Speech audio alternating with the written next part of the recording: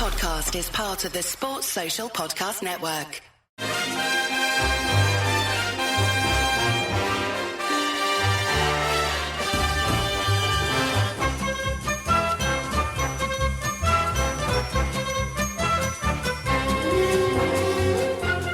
Hello everyone and welcome to another episode of How Are You the Podcast. It's Gav and you join us this morning as we are here to chat all about the bits and bobs going on around the world of Sunderland at the minute. I'm joined by Martin, who's not been on for a week or so. Hello, mate. I haven't. It's been a little while. It would normally be just the last podcast in the old way of doing things, wouldn't it? But we're knocking it out the park at the minute. And I tell you what, like this international break, it's been well timed, I think, from the club's perspective and the players' perspective. But listening to some of the podcasts that we put out over the past week, especially the fans, the International Fans Day one from last year that we've recovered from the vault and put out. I was listening to that last night. I was building an IKEA cupboard, or a chest of drawers rather. That's actually, we bought it from IKEA in November. I've only just got round to putting it together. So that tells you everything you need to know about my priorities at the minute. But listening to the International Fans podcast, it just reminds you of why we support football, why we love football, why we support Sunderland, what makes it also special. And that was, like, for me, that was perfectly timed because I was, after the Coventry game, I think we were all pissed off, weren't we, about the way things have gone and how we've kind of fallen off the race for automatic promotion. But just having that little breather, being reminded of the fact that, we all do this for the right reasons, and we all have that common thing that we just want to see the club do as well as possible. I think it's just been a really nice reminder for me as we get into this run-in that we've got, and who knows where it ends up and what happens over the next few weeks. But Sunderland's a very special club and a very special thing for all of us, isn't it? So it was just a nice little reminder of all of that. Yeah, I wrote about that for the site, and I had the exact same feelings coming away from it because I hadn't heard that audio back since we recorded it, and that was a year ago nearly. So putting it together was quite fun. But you're right, it makes you.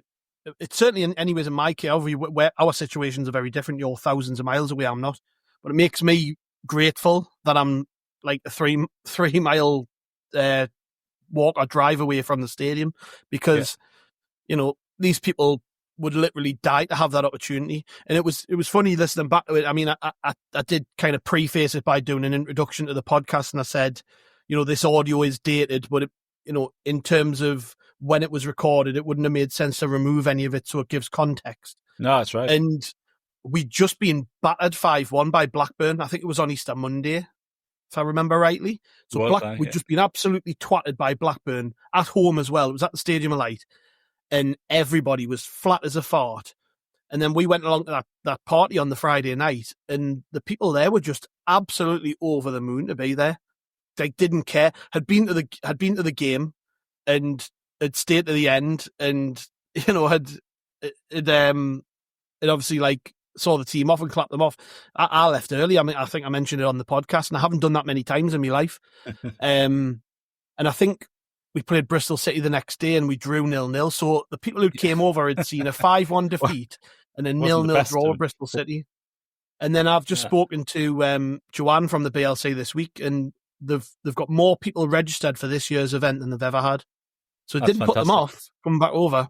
No, I'll have to make the International Fans weekend one of these years. It always kind of falls at a bad time for me, but it's my birthday weekend as well, so I could make a legit excuse to do it. Like, but yeah, you're right. I mean, it just remind us of the reasons why we kind of love the club. Not just that one, by the way. Just listening to kind of the other stuff we've done.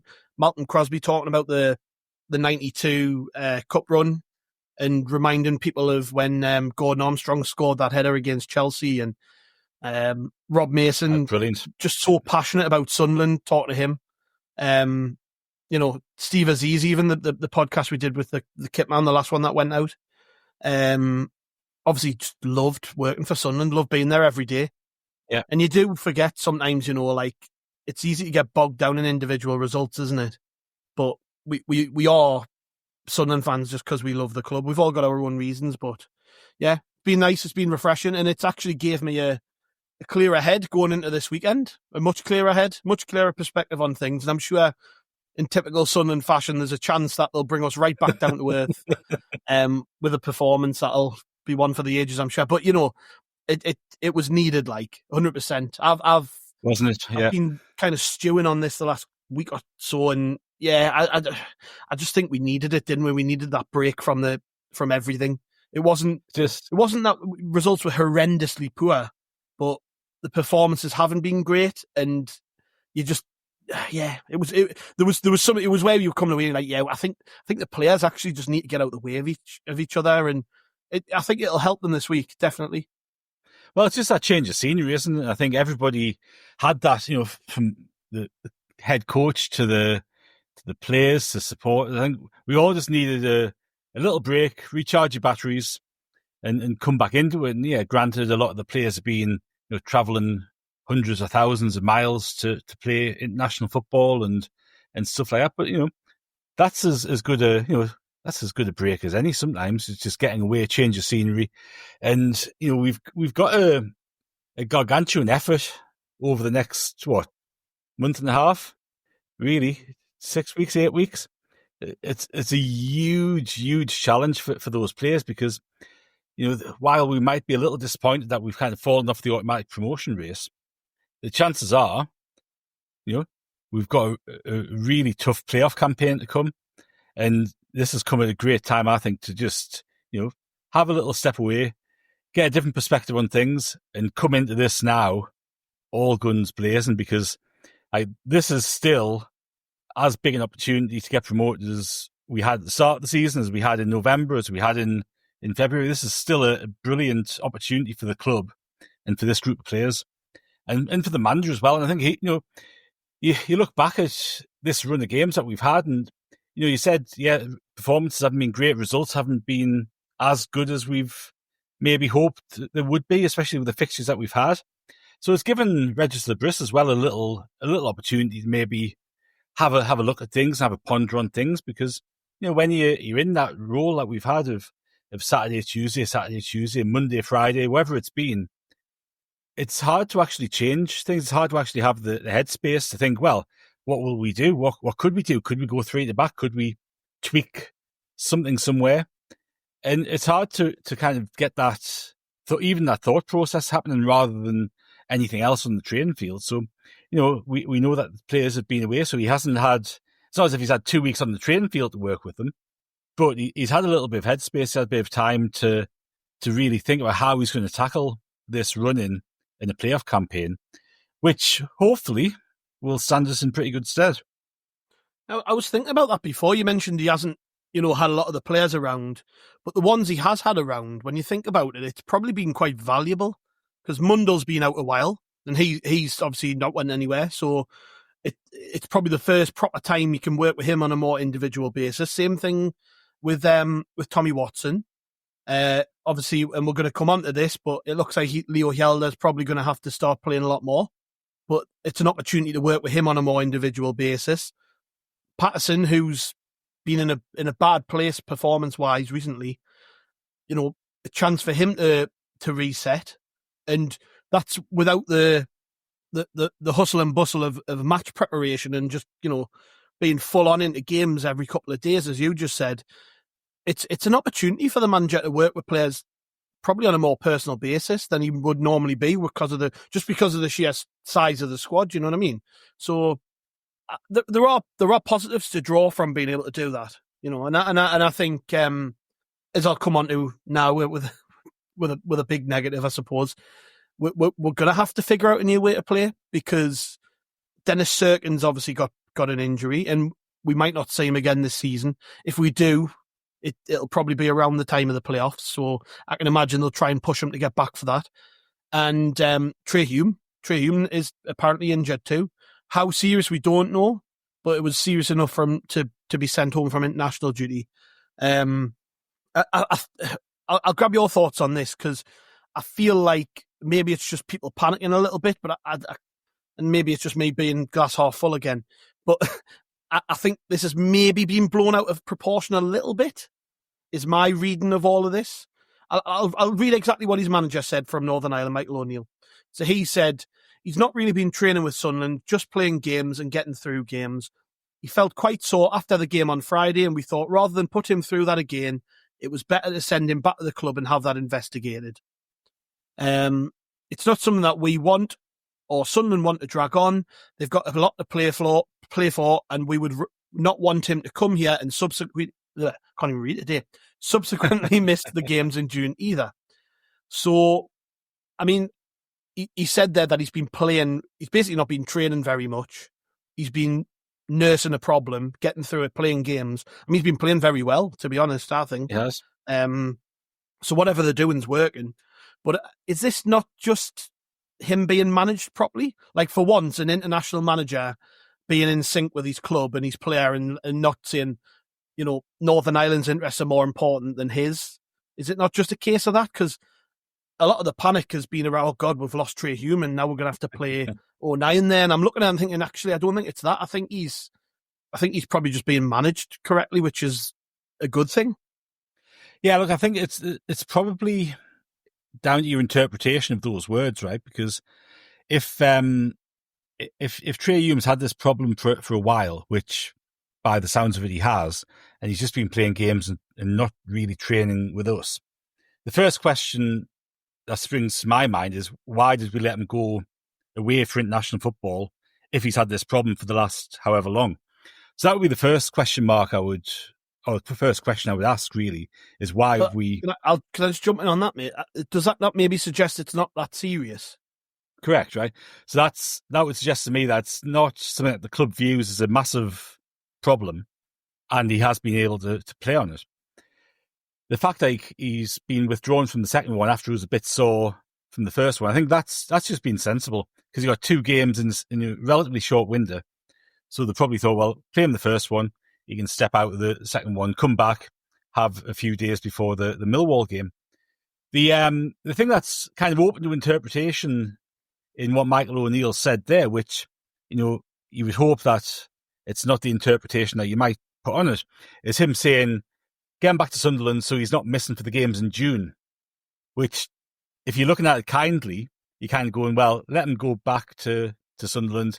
He'll play the rest of the season, as he has been doing, and he'll still be able to play the games in June, rather than we're going to make it worse now, and come the end of the season, he's going to need a rest. Now, you could interpret it as, if he plays on Tuesday night for Northern Ireland, he might be out until June or July or August, which, you know, would be a pretty bad news for us, wouldn't it?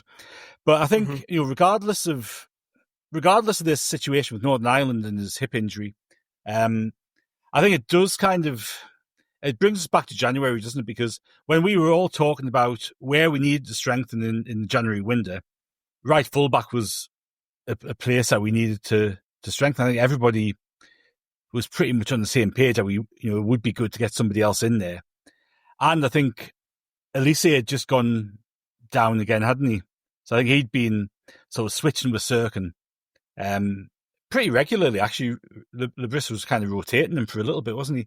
Yeah. But Eliezer got crocked. Was it Sheffield United he went off? I think it might have been, wasn't it, on New Year's Day? So we didn't have cover at left back or right back.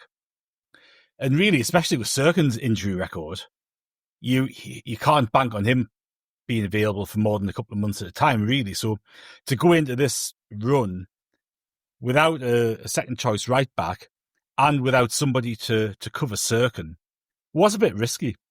And it was kind of one of those where you're going, well, we're going to need to keep our fingers crossed that nobody else gets injured, because, you know, if everybody's fully fit, we've actually got good cover. You got, you know, people like Niall Huggins who are there, who's a great player, I think, who could cover either side, but he's obviously been out for more than 12 months now.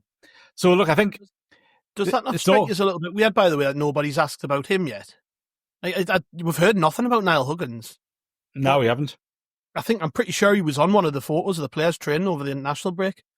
So, you know, but it's, even if he is back training with any squad, it's going to be a massive ask for him to come back in and play any part of this season, isn't it? So, you know, it would be interesting for one of the local journals to ask about Huggins and how he's progressing from his injury, because that was a a big injury for him. And again, with his record, it's not a good one to have. And when was that? That was December 2023 when he got injured, and we're now sat in March 2025. So it was Beale's first game as manager, wasn't it? Coventry at home. Oh, right. Yeah, so, I can't remember. It feels like years ago, but yeah. Well, and if I remember rightly, he was playing pretty well at the time as well. Playing brilliant. He was. Yeah. But so you look at the actual squad and you go, well, if everybody's fit, we've actually got good enough cover there. But the injuries that we had meant that the fact that you've got only Cirkin and Hume in fullback positions in January, it was always going to be a risk, and there was always going to be one injury would make that a big story and a big bit of criticism for the club. The fact that there's two that have happened pretty much at the same time is bloody unfortunate, but it just opens up the club to criticism because it's something that ourselves included we talked about, and it was really obvious that we were a bit short in those positions.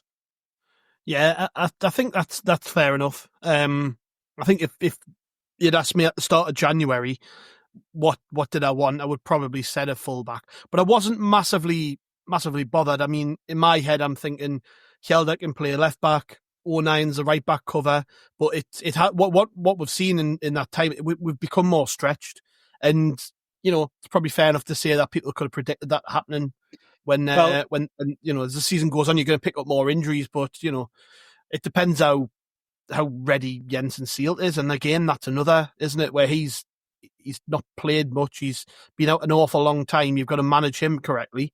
If they think Jenson Seelt's able to take part, then he can play right back, he can play centre half. So but it's a big ask. It's a massive ask, and I'll come on to Seelt in a second. But the thing with, and look, if Ballard was fit, 09 could cover either full back, which again we had the spell where Ballard was back in the team and he kept Mepham out, but Ballard's got crocked again.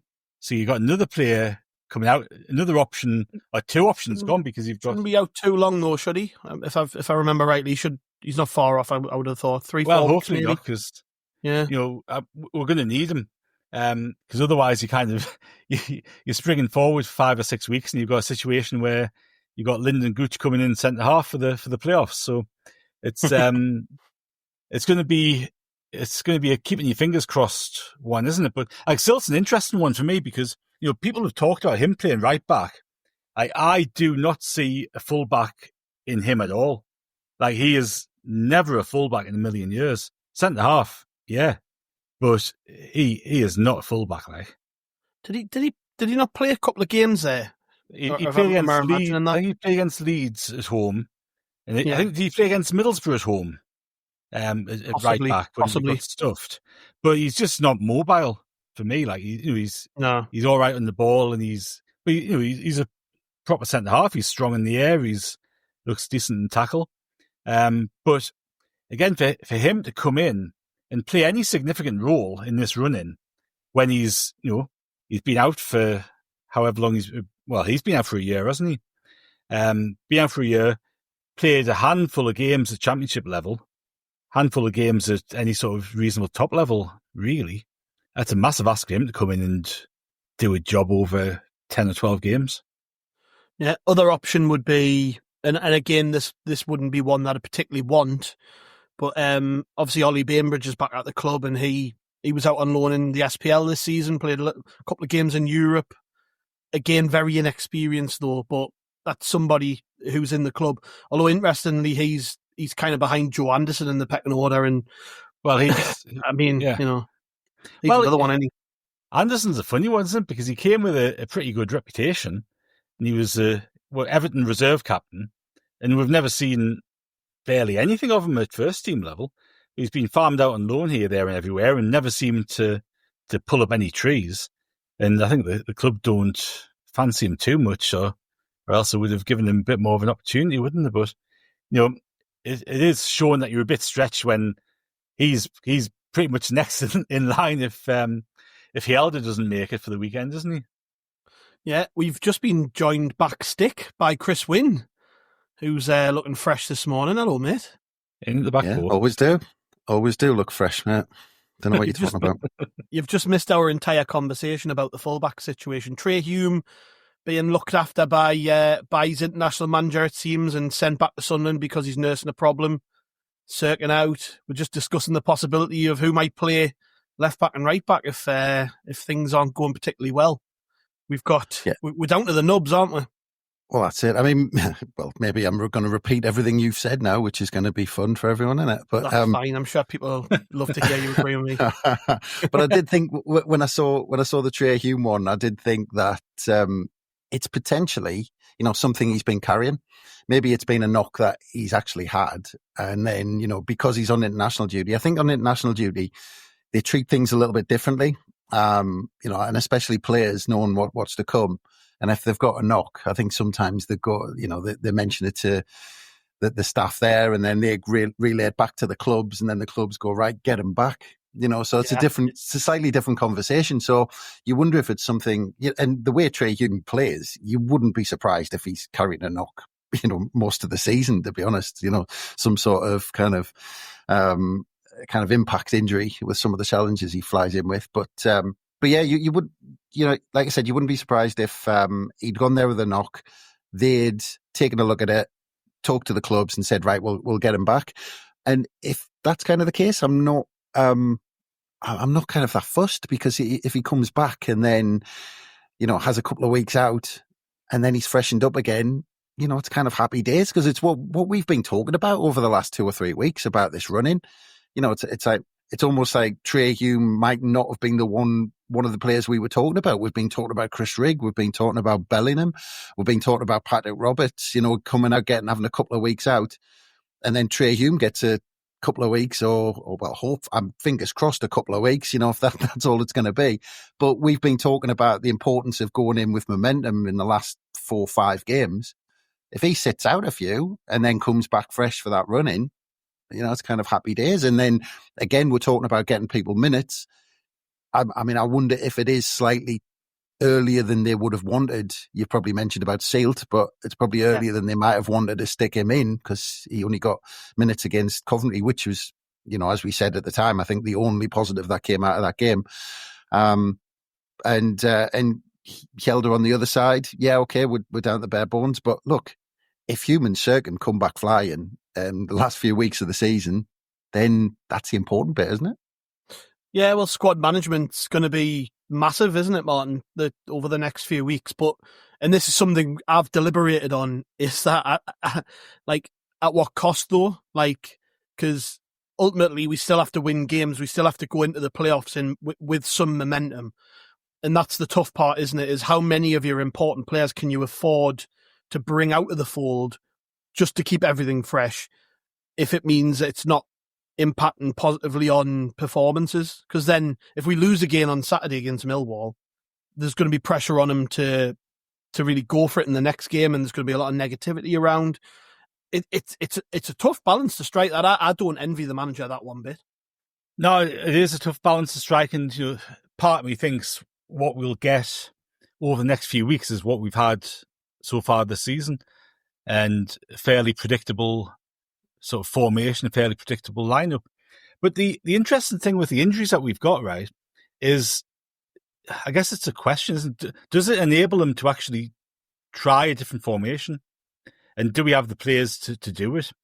Because if we're missing fullbacks, Hjelde is not a fullback either. I know I said Seelt isn't a fullback, but Hjelde is a little bit more of a fullback than Seelt is, but he's not much of a fullback. You see him as a centre-half longer term. So does it actually give us an opportunity to try to play 3 at the back? Now, Le Bris has done this at Lorient. He played 3 at the back quite regularly there.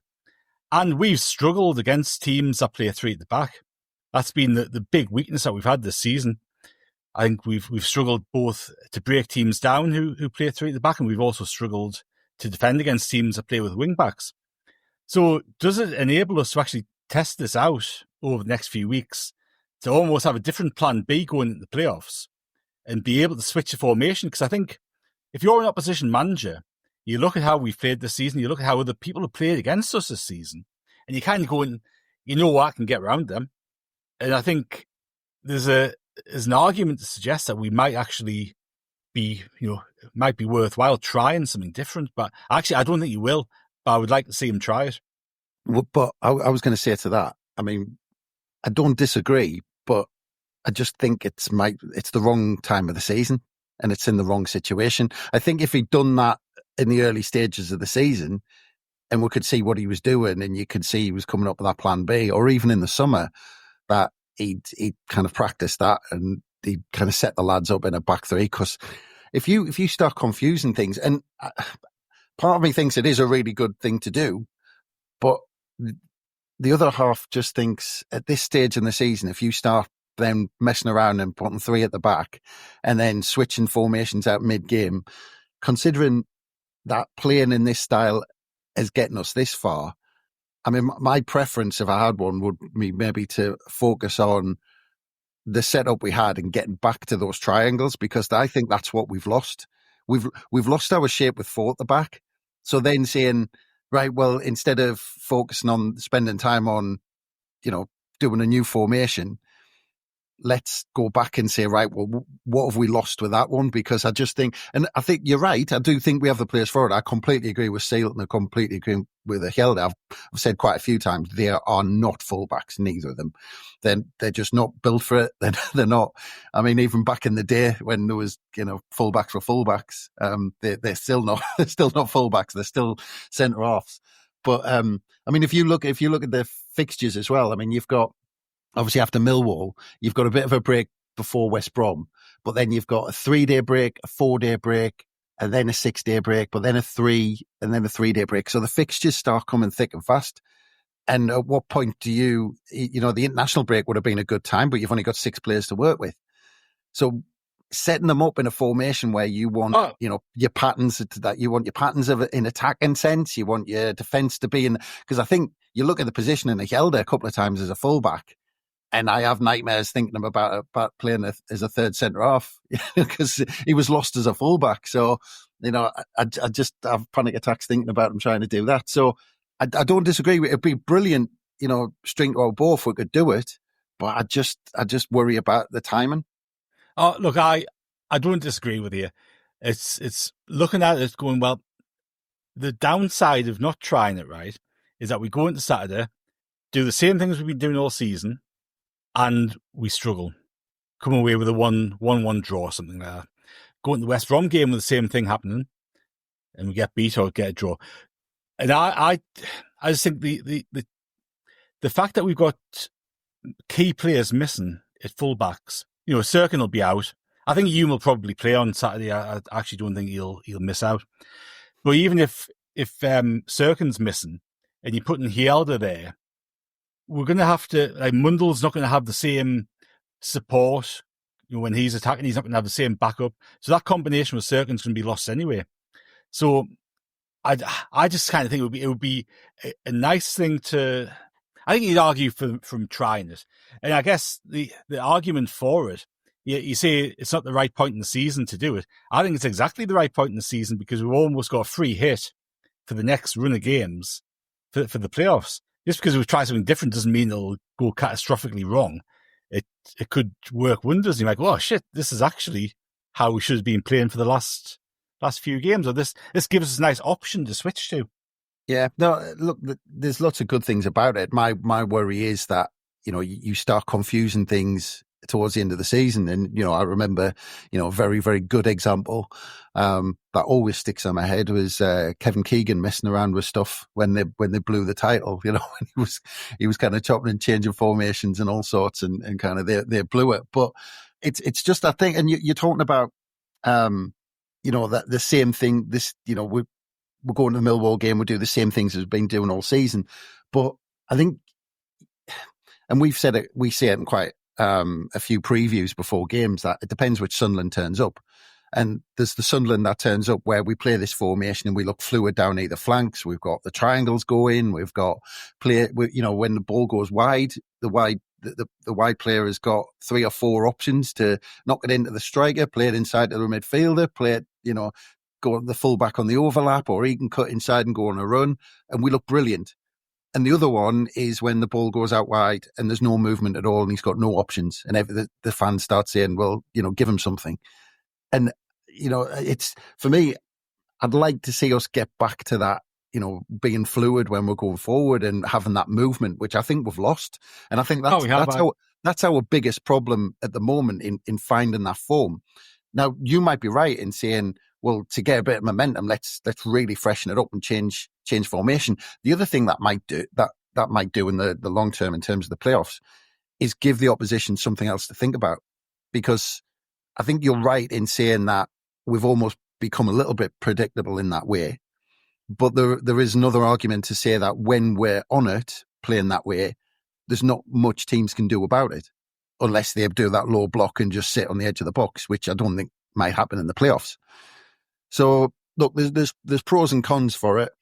I would worry if we kind of really started kind of chopping and changing. But the main thing, I think the top priority is to find that rhythm again and what we had earlier in the season. And like I said, those last 4 or 5 games, really get going, build it up, and then go into the playoffs flying. But look, in an ideal world, you're right, Martin. I'd like us to have another way of playing.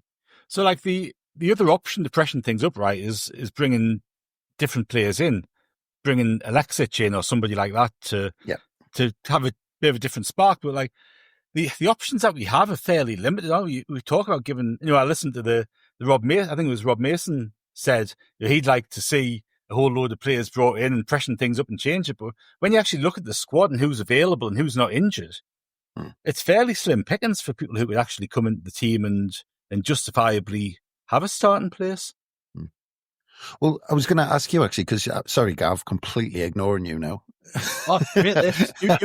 I'm just sitting back listening to you two debate. Great. But you've said that obviously you're right in saying how many people are fit. But what did you think of that? Because I thought it was an interesting way of looking at where he went almost for the nuclear option, just saying treat each game as almost like a friendly for the next 3 or 4, and then last 4 or 5 games. Just kind of, there's your first team, get going, get some momentum. But I just wondered what you think of that, because he was talking about basically changing 11 players if he could for the next few games. Yeah, I think it would be a bit extreme to do that, wouldn't it? But I think, if you're looking on the basis of how you actually gear up to hit the playoffs right, which has ultimately got to be the aim of the next few weeks, hasn't it? We've got to be geared up to obviously, pick up enough points to make sure of our playoff place and all that sort of stuff, but make sure that as a squad, we're in the best position to tackle the playoffs, right? And one of the downsides of having such consistency in the starting 11, which has served us pretty well for a lot of the season, right? And, you can't argue with the results or the position that we're in. And it's all down to Le Bris and his tactics and his selections, right? So I think you put that credit to one side over there.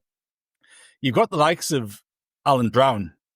You've got the likes of Eliezer, Watson, even Seelt, who could feasibly play quite an important part in this campaign, even though there's only 6 or 7 or 8 weeks left of it.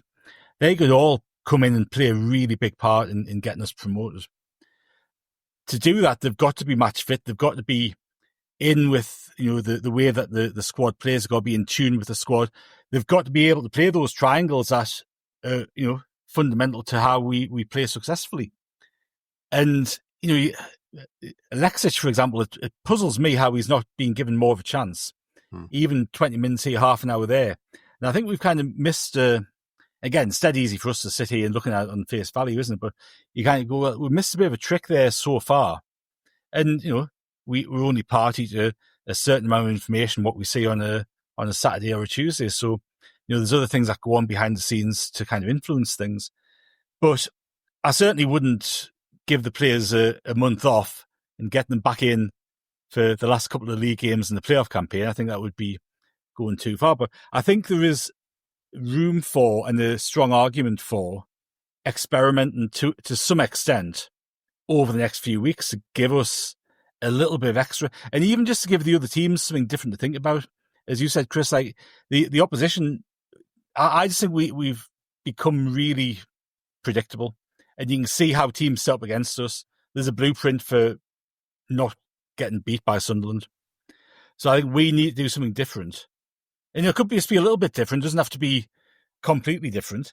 But we have to start doing little things differently. And, Gavin and I were talking earlier before you came on.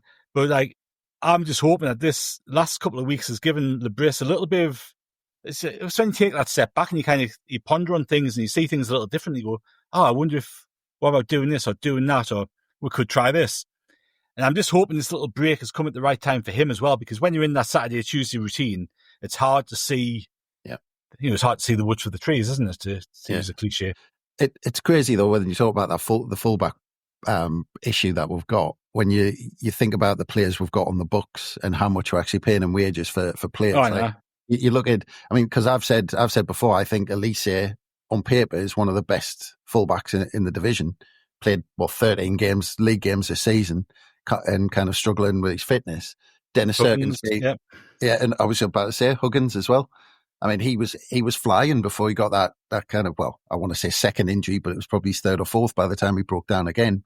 But he was flying, and he scored a couple of cracking goals. He looked great at fullback. He's still on the books. We're paying him wages, obviously, and hoping, fingers crossed, he does come back. But on paper, if you just wrote down our squad, we've got a cracking bunch of fullbacks, even the support players ready to come. That's exactly right. And I think, we have been unfortunate with the volume of injuries that we've got, but, some of them have been two fairly injury-prone players, haven't they? So, while it's unfortunate, it's also been a bit predictable that we succumb to them. Yeah.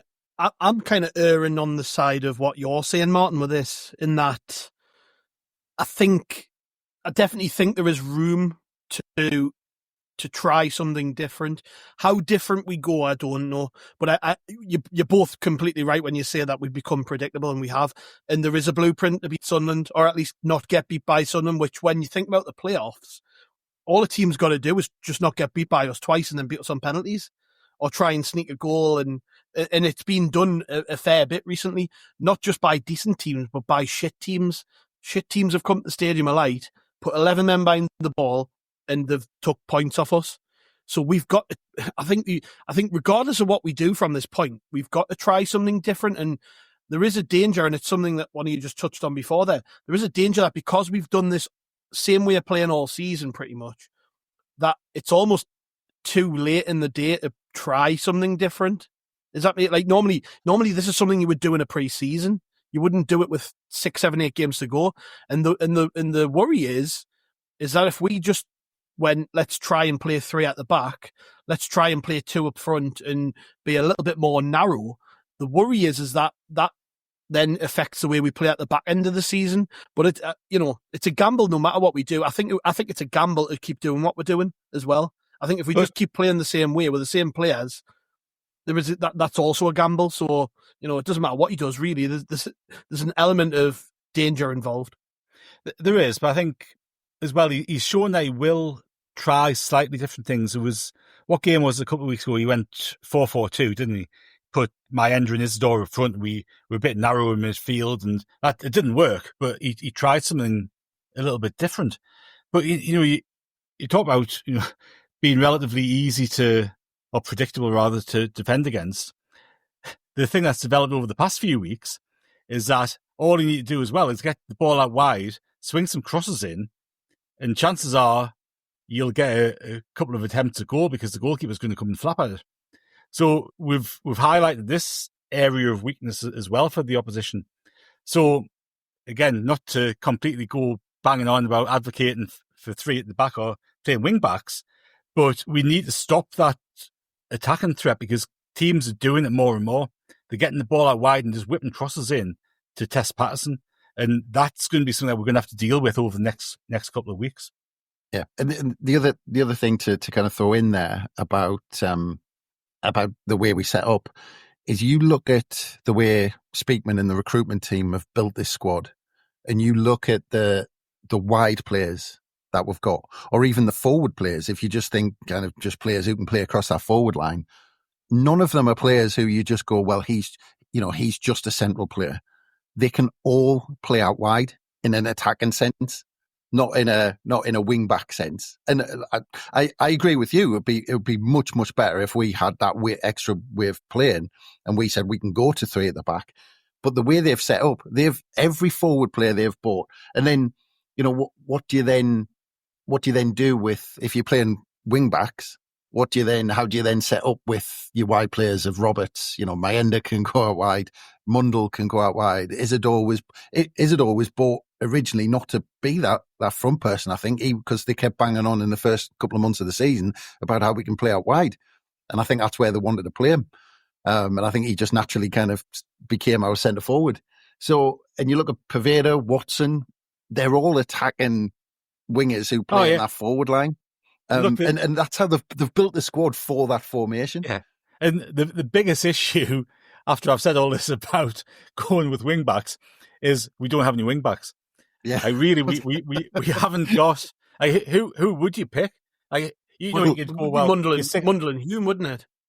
Hjelde would be on the left. Potentially Alan Brown could do a job out there, perhaps, but we haven't got natural wing backs, have we? I think Cirkin would be a really good wing back. Yeah, when he's fit.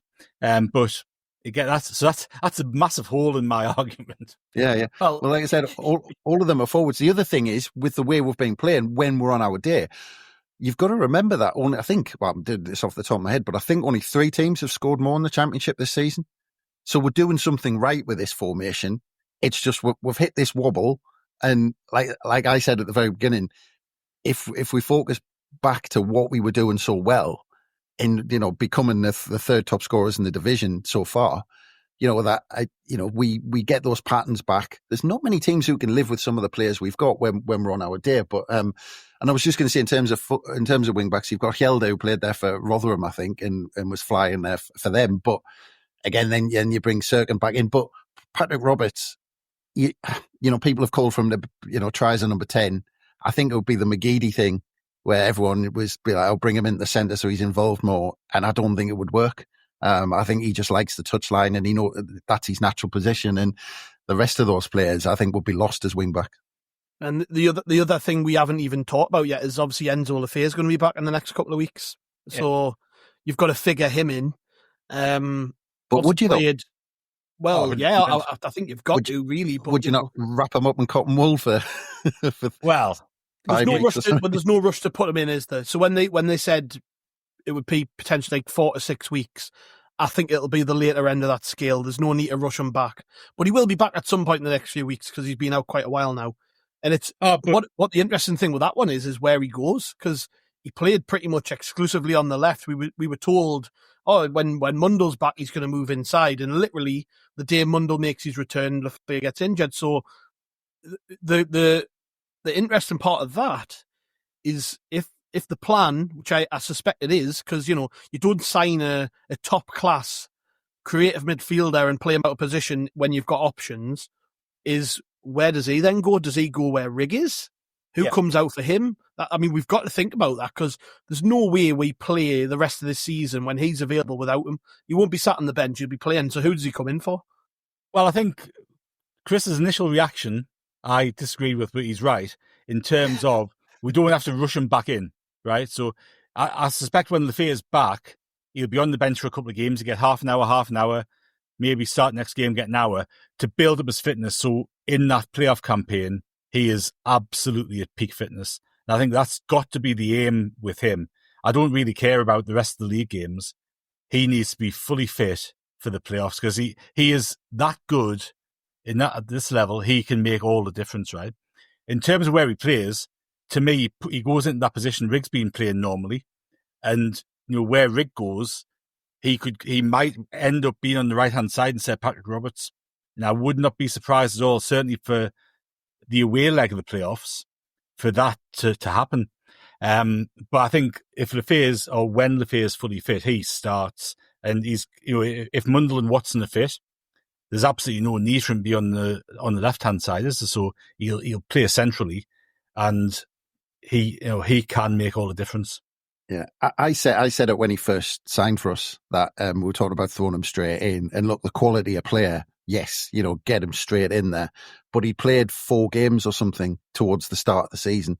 and then he'd had a bit of a knock, and he kind of sat out basically, and not been playing first team football until we signed him.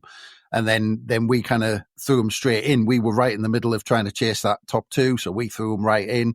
Brilliant, and he was fantastic, and that's kind of what we wanted him for. But you had to remember, I think, so he's played eight league games for us, and I think he played 4. I'm sure he played 4, so that's only 12 games this season. So you're talking about sharpness, and that's one aspect of it.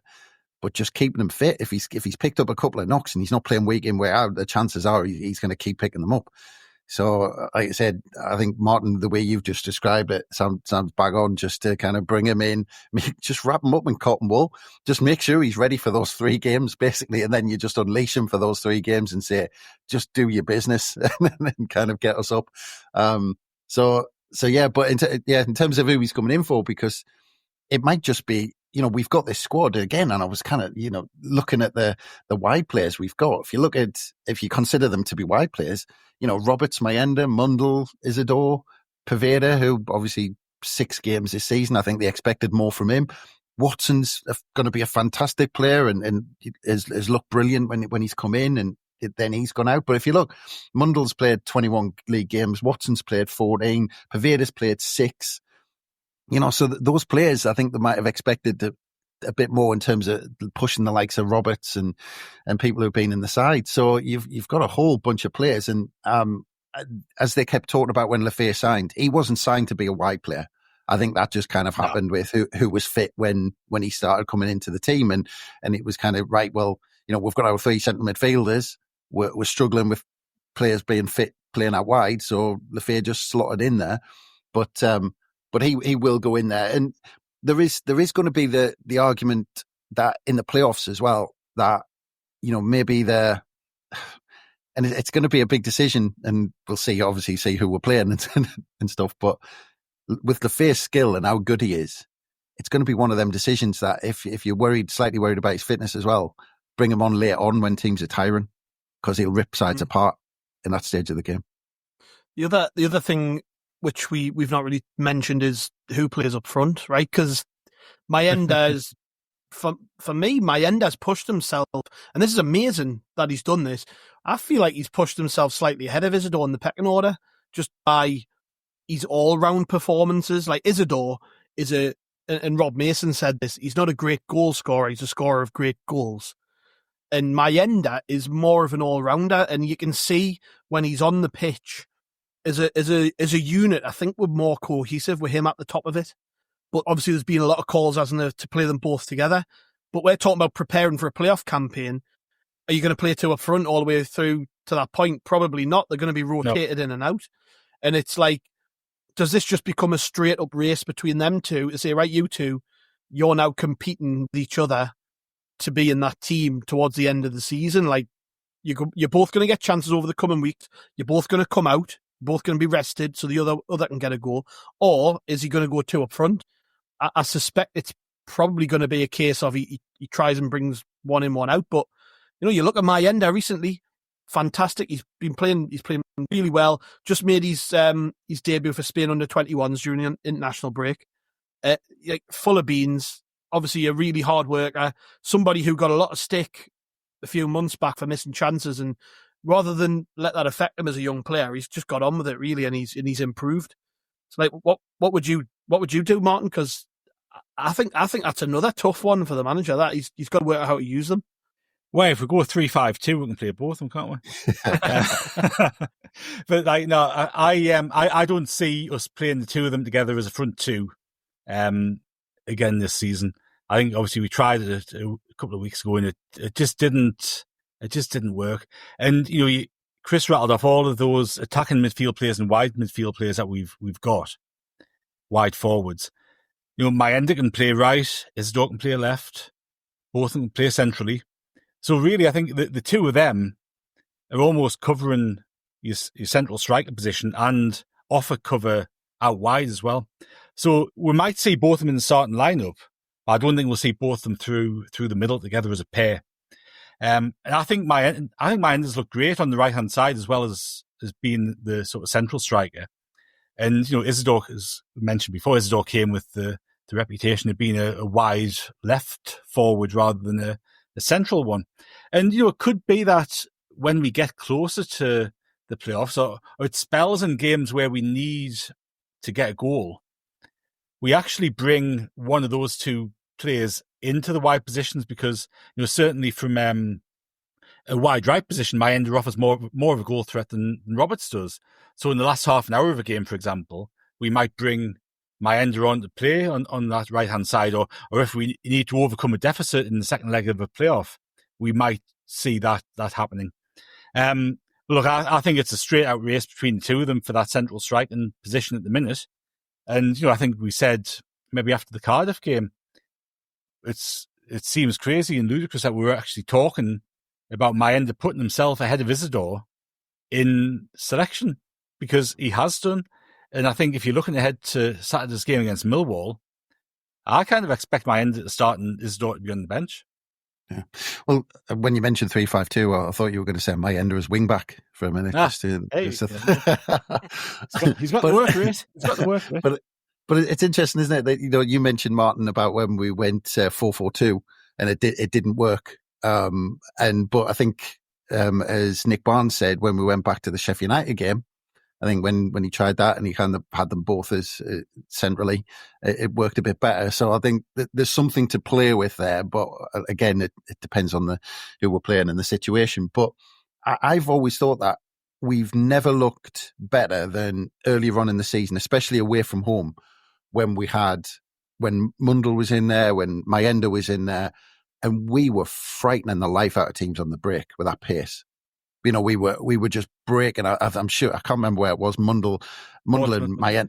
It might have been, there was a game where we just kept ripping their side apart every 2 minutes on the break, and they just didn't know what to do because of our pace.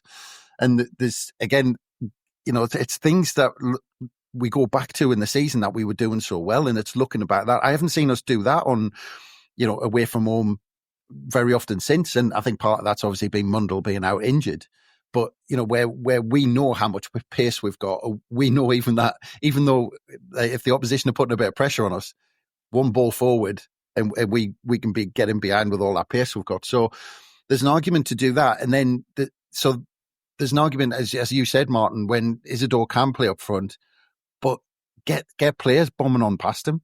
Now, if you've got, let's say again, if the situation calls, but you've got the right game, Mundell and Mayenda flying outside of Isidor, that sounds fantastic when you're trying to hit teams on the break. You've got all that pace. Isidor likes to carry the ball. Isidor's got a bit of pace as well. He likes getting in behind.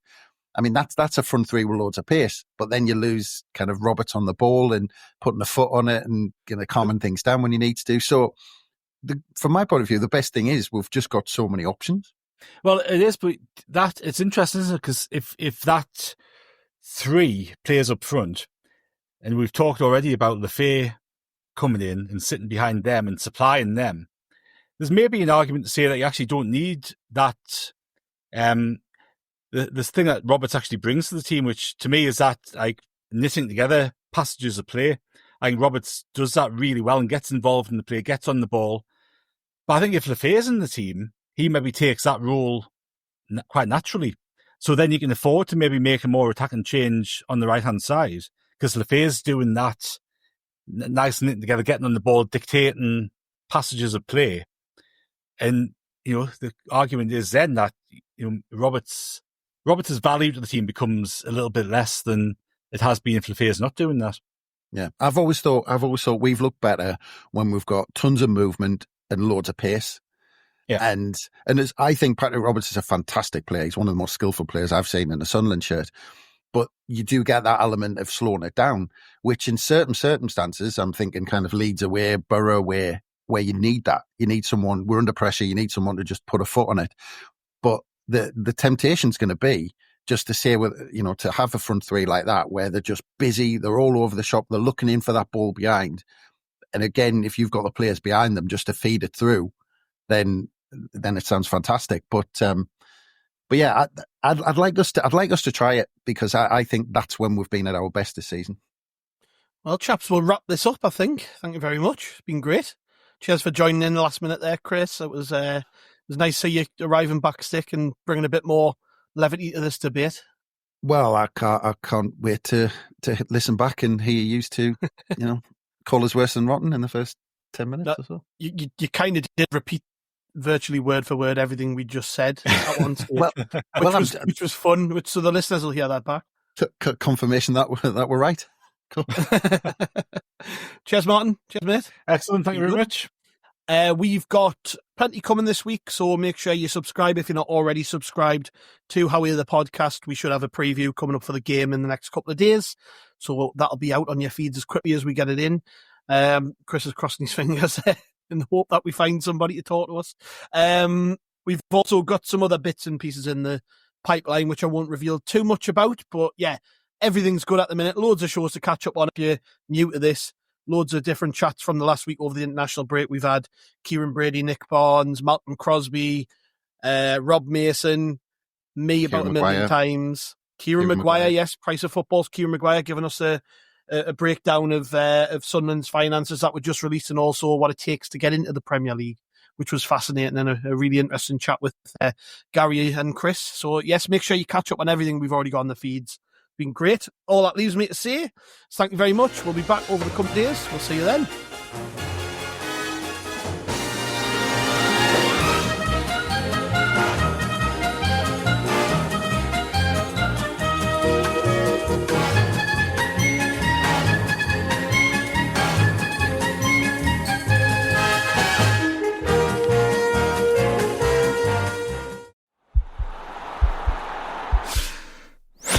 This podcast is part of the Sports Social Podcast Network.